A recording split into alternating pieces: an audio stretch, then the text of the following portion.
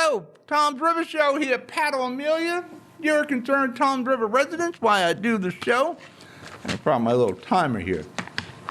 Give me an issue. Technology baffles me, especially this time. Me and this timer clock here do not get along. Hope you all had a good 4th of July, and Seaside Heights was a very good one. The only day was really bad was Sunday. Had a lot of heavy rain. But outside of that, a lot of people in Seaside Heights. That means a lot of people coming down Route 37. That means a lot of people stopping at the stores on Route 37. The new Tom's River Diner looked like it did pretty well. The gas stations, the Wawas, the Quick Checks, the 7-Elevens. I had a 7-Eleven closed somewhere on 37. I didn't think that was possible. I never seen it closed. I've just seen a closed McDonald's somewhere. Don't forget all the websites, Hudson Media, HMG TV shows on Twitter, Hudson Media. It's all on the bottom of the screen and on new platform, NJ On Air. You can enjoy it all and all you want. And we're on Facebook and we're on Twitter and YouTube. Like us, follow us, whatever you need to do, do it. This is the last Tom's River Show until we come back from hiatus in September. We'll begin work on the Shore Show. That kind of replaces the Tom's River Show. We filmed that up on the boardwalk here in Seaside Heights. We'll run that right through around Columbus Day. The Columbus Day Festival is the last of the Shore shows. During the hiatus, we're still working on some shows. We retool some. Some go forward, some get canceled. I'm going to probably try to sit down and do one-on-one interviews with Jonathan Petro and Mo Hill as we get ready for the big campaign things. We'll kick off after Labor Day. That's when the campaigning will get hot and heavy. You'll have some in between, but after Labor Day.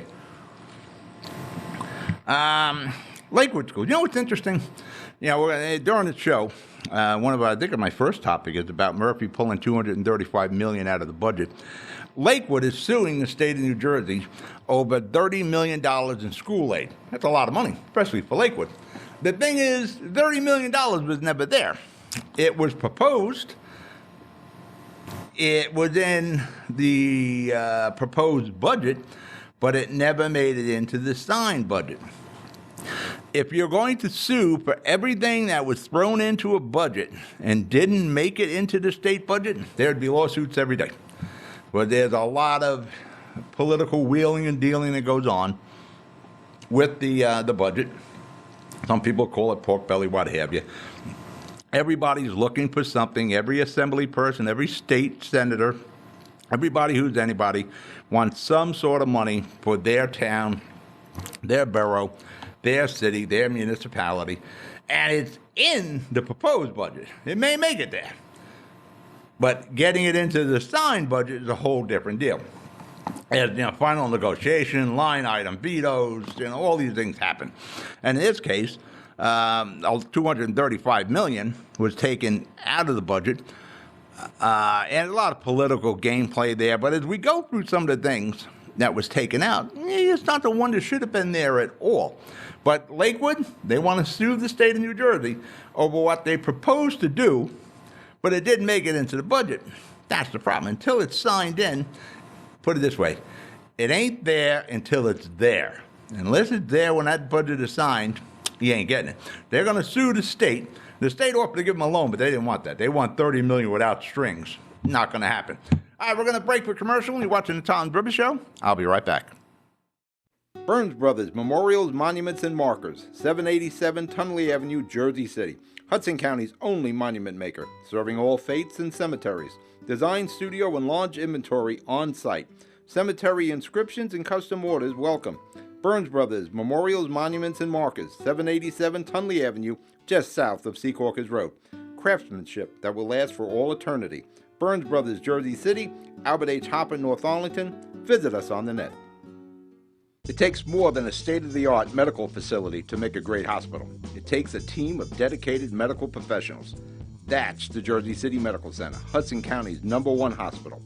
Medical teams consisting of New Jersey's top doctors, Magnet Award-winning nurses, and accomplished hospital associates, all committed to your good health. That's what you have at the Jersey City Medical Center. Make Hudson County's #1 hospital your first choice. Visit us on the web at barnabashealth.org. We're back. Tom's River Show, Pat O'Melia here. You are concerned Tom's River residents. Why we do this show? Because you're concerned. I feel that concern.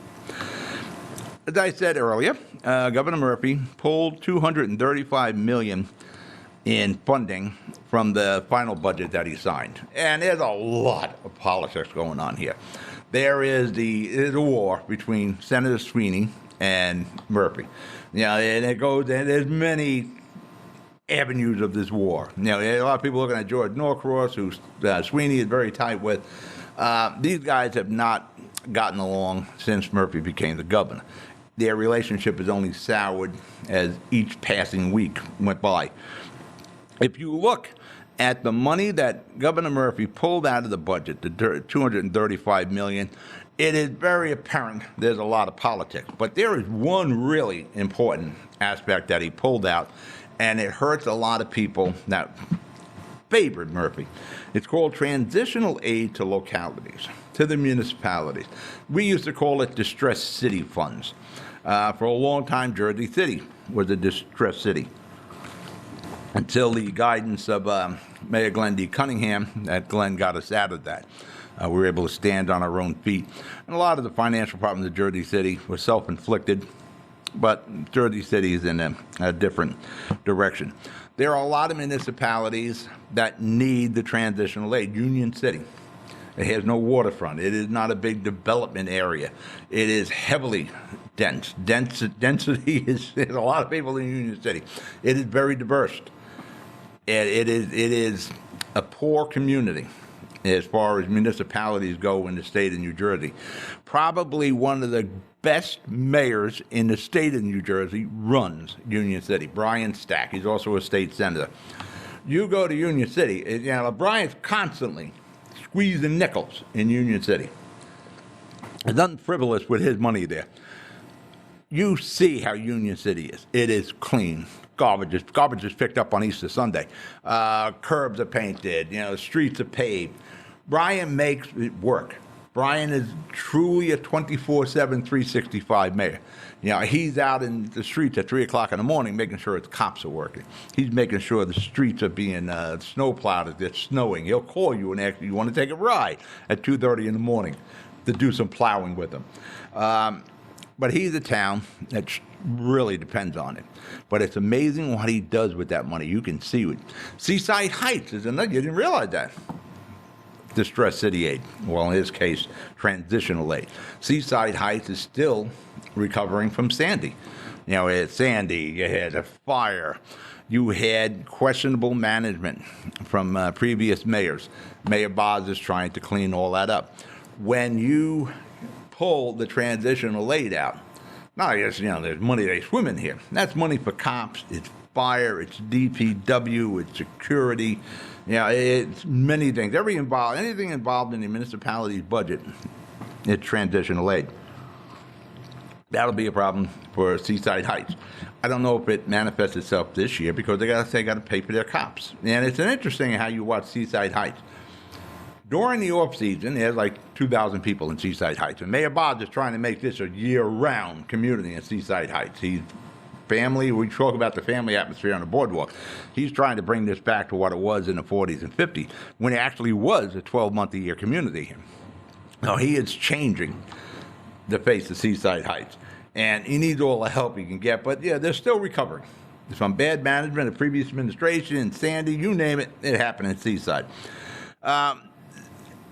Some of the things that Murphy pulled. Now, listen, I'm not even going to get into a lot of the politics, but there's some safety aspects of this he shouldn't have pulled. One of them, there's a pedestrian crossover bridge for Route 440 in Bayonne. In the last year, I think 5 people have been struck by cars there. So, it makes sense. Even though a lot of people don't use these pedestrian bridges, they'll run across the street anyway. We see that on Kennedy Boulevard in Jersey City and in Union City. Essex County and Camden got hit hard. But there's politics involved there. It's George Norcross and Joe D. in Essex County. There's a lot of infighting. Probably why there's a lot of problems with the Democrats in New Jersey. Are you going to get another Democratic mayor? I don't see Murphy, unless all Murphy wants to do actually happens. But when I hear people talk about Murphy, it's tax Murphy. He taxes. That's going to play big. You know, as I said before, Murphy doesn't want to be on that highway, the Florio, McGreevy, Corzine, one and done. And right now he's on that highway. And there are people who are positioning themselves for the next primary. I'm almost guaranteeing you Sweeney is one of them. But there are some real eye-openers as to what Murphy pulled out of the budget. And a lot of them have to do with foundations and 501c3 not-for-profits. But here are some of them. The New Jersey Hall of Fame Foundation was to get $2.5 million. Yeah, it's a great organization. But you charity starts at home. You want to make sure you take care of home, the highest property taxes in the nation. Maybe you let the Hall of Fame raise their own money. The Turtleback Zoo would have gotten $4 million from the budget. Now, it's not free to go to the Turtleback Zoo. I don't even think that's a 501c. I think pretty sure that's a for-profit. I might be wrong, but I don't see where the Turtleback Zoo should be getting $4 million of your money. You want to write a check to the Turtleback Zoo? That's up to you. But, you don't want your legislators being magnanimous with your money. The Battleship New Jersey. I'm a Battleship New Jersey guy. $1 million.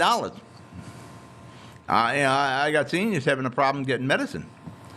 Let the Battleship, really, in my opinion, was the wrong place to put the Battleship down in Camden.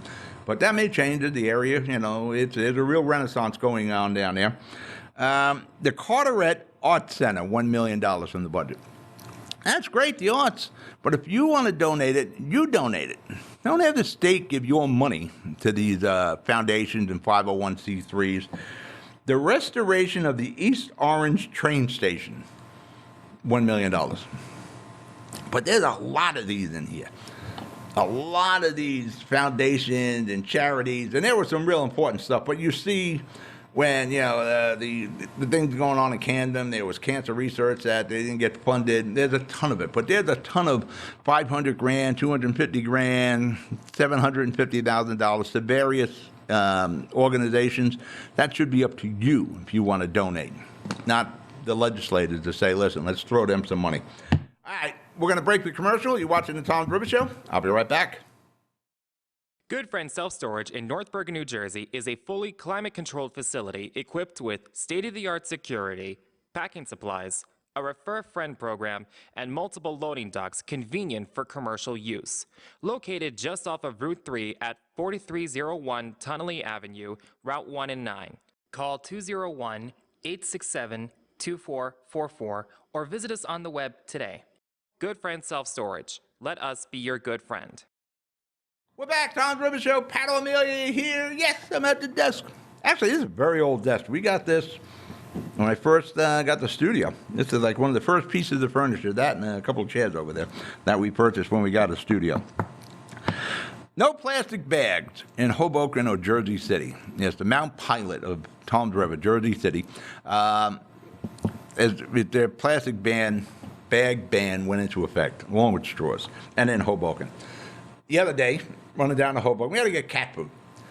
Now, keep in mind, I don't have a cat, but I go for cat food a lot. Now, I got my buddy Max at home with my daughter Gina, and Seaside, the stray cat who doesn't know it's a stray cat.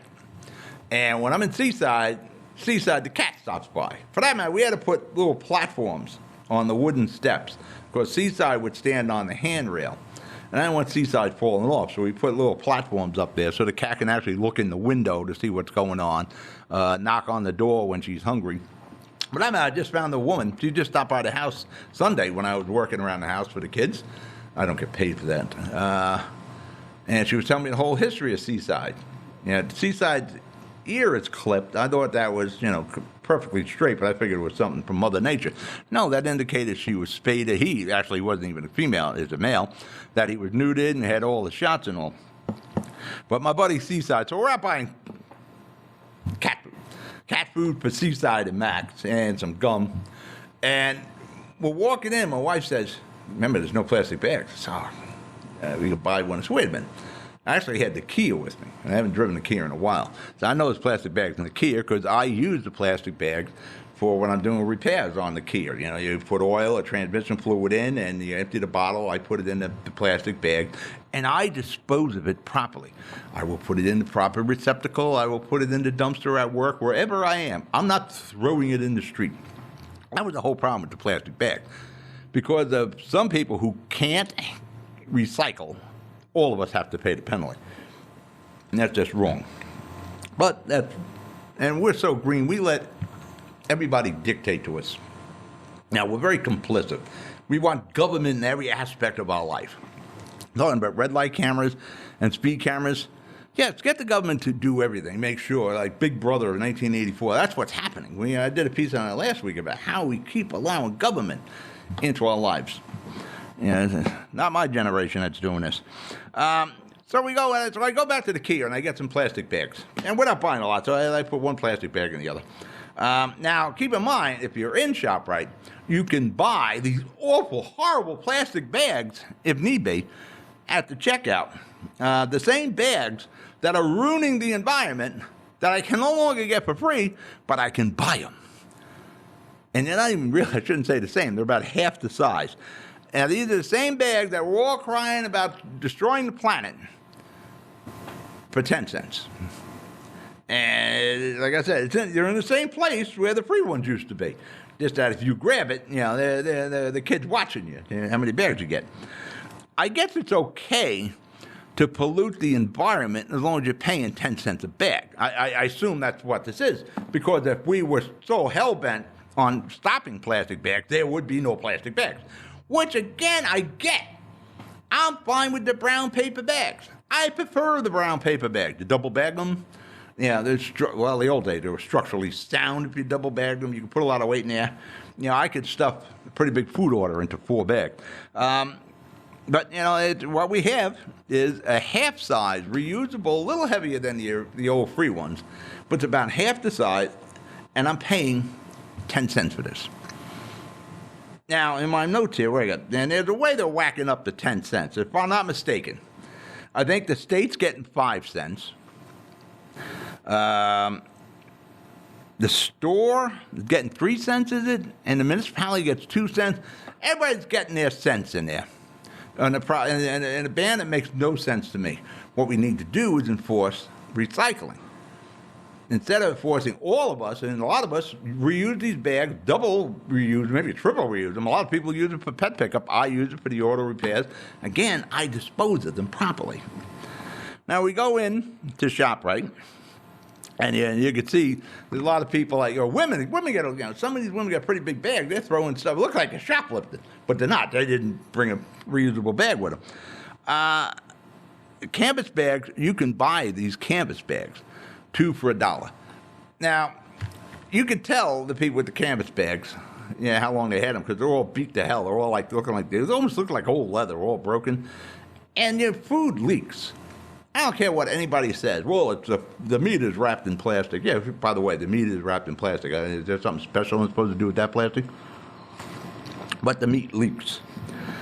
One woman, or this couple, they went to the checkout, and not buying any bags, and they didn't bring any bags. So as the food is hitting the conveyor and getting through the checkout, they're reloading the cart. And I guess it went out in the yard, in the parking lot, and they took the food without bags. Maybe they had boxes out there. Who the hell knows? And unloaded it that way. But I'm in Jersey City, and I text the mayor about this. We ordered Chinese food. 2 days into the ban, Chinese guy comes with smiley face plastic bag. But I think the Chinese guy needs that. Because, again, there's a lot of leakage in Chinese food, especially with my wonton soup. For whatever reason, it escapes the Chinese people on how to put the lid on the quart of wonton soup. That always leaks. What I'm going to do, I'm just going to load up with plastic bags from the Toms River ShopRite until the ban comes into effect, and I'll stuff them in all the trunks of all my cars. And I'll have them there. I'm not going to go out and do a big food order. But, until I used to get the big food orders at ShopRite in Hoboken. Won't do that now. Now without the plastic bags. I'm not running around. You get a food order, you're going to need a lot of friggin' plastic bags. So this whole ban doesn't really make sense. But like I said, it makes sense to people who are making money on it. I think the state's getting 5 cents, the store's getting 3 cents, the municipality's getting 2 cents, and you get inconvenience. But again, we're just complicit now. We want government into every aspect of our life. I'm going to break the commercial. You're watching the Tom River Show. I'll be right back. Rama Jewelers, located in the Lyndhurst Shopping Center at 413 Valley Brook Avenue, Lyndhurst. Come for all your jeweler needs at Rama Jewelers, where you will find a fine selection of necklaces, earrings, rings, and bracelets. Choose from one of our complete sets, our many signature items, or find the perfect engagement ring. Come on down. That's Rama Jewelers at 413 Valley Brook Ave, Lyndhurst. Call 201-939-5784 or visit us online today. Newport, the luxury waterfront community on the Hudson River, offers a quality of life you deserve in 10 high-rise rental towers with amenities such as the on-site Newport Path subway, light rail and ferry service, Newport Town Square, 3 playgrounds, dog run, upscale restaurants, retail giants like Sears, JCPenney, Macy's, and Target. Morton Williams Supermarket is just outside your front door. A health and fitness club, spa, skating rink, and medical facilities are also on site. NewportNJ.com. Enjoy the New York skyline from Newport Town Square. Manhattan is just 1 path stop away or quick ride through the Holland Tunnel. Nursery and private elementary schools all on site. 12-screen movie theater at the Newport Center Mall. Want to visit Newport? Stay at the Westin or Marriott Hotel. Go to NewportNJ.com for details.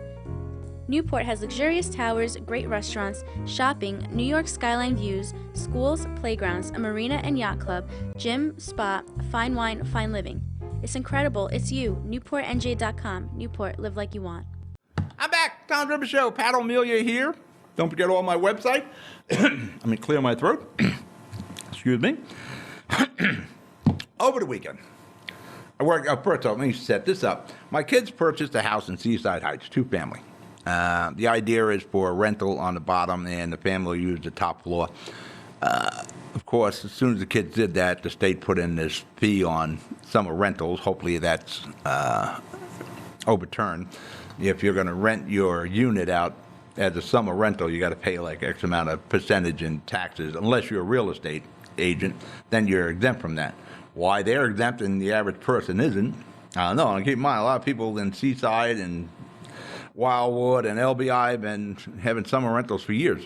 For that matter, in Seaside Heights, 83% of the properties in Seaside Heights are owned by out-of-state individuals. So it's all summer rentals here.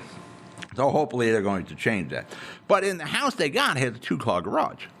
In Jersey City, I don't have no 2-car garage.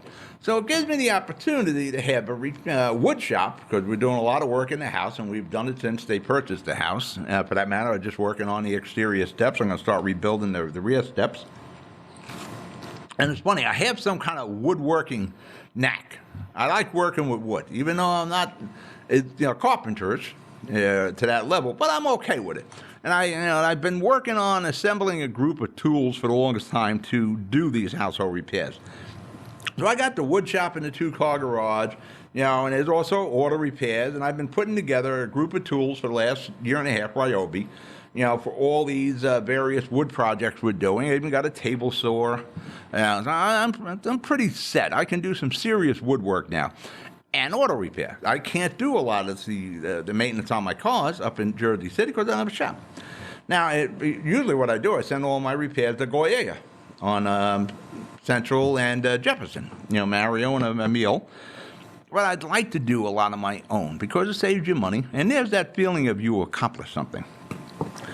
This weekend, I decided to do oil changes on the Lincoln Town Car and the Jeep. Now, the Lincoln Town Car has over 300,000 miles on it. The Jeep has 150,000. I was a mechanic at one time. I was a trailer mechanic. And I've been assembling these tools. So I got my floor jack, lift the car up, I drain the oil. Somebody put those drain plugs in a little tight, but I got them out. Drain that oil. I got my little drain pan, and I got all that stuff. I put the plug back in first. I clean the threads, put some synthetic lubricating grease on the threads, tighten it back up. You don't have to tighten it too much with the lubrication. Remember, you're going to be taking this nut out of a lot of that oil pan, so you don't want to over-tighten it. I go to the oil filter area, and I'm like, holy. I'd have to be double jointed somehow to get to these oil filters. Keep in mind, you're changing these oil filters, unless you get a real good one, every 4,000 miles. If you're using conventional oil and you're doing a lot of city driving, change your oil every 3,000 miles. You do a lot of highway, you can get maybe 445. You just look at the oil, it'll tell you, it'll start talking to you. It's looking dirty, you got to change it. When you're buying an oil filter, get the best possible oil filter. A lot of them are good, and if you're paying for it, it's like $9 as opposed to $4, you get 15,000 miles. Whenever I buy parts for the cars, I get the best possible part. I don't get any aftermarket crap. I usually go OEM. And if I'm getting an oil filter, I'm getting STP or Fram, and I'm going to get the best ones they have, good for about 15,000 miles. Sometimes I forget I do that. Now, the Lincoln, the last time I did the oil change, I had ProCat do it on 37. I gave them all my oil and my filters. So now I'm looking at this oil filter on a Lincoln. Man, I don't have a lift. I just got my floor jack. How the hell am I going to get this filter out? So I'm crawling in the car, I'm looking, and I'm looking at the information on the filter. It says good for 15,000 miles. So I'm going to go like 4,500 on this oil change, and it's just starting to get dirty because the Lincoln really only goes back and forth to Seaside. So I don't have to change the filter on that. I can get another run out of that. Put the oil in, everything's fine. Go to the Jeep. Jeep is a different story. I can't tell with the filter, and it's in actually a worse spot than the Lincolns. And it up, around, through the steering shaft, through hoses. There's a four-wheel drive. Now, whoever the hell designed this thing, you're changing that filter a lot in the life of that car. You would think it would be a spot that is readily available. No. I kid you not. If it must have taken me 2 hours to put that filter on. I did everything I could trying to get my hands. I ripped up my hand. And I know there's one of my editors, because every time I'm working on the car, dude, I burn my hand, I cut my hands. She'd always say, why don't you wear gloves? I did try wearing gloves, but at one point, I just couldn't feel the threads.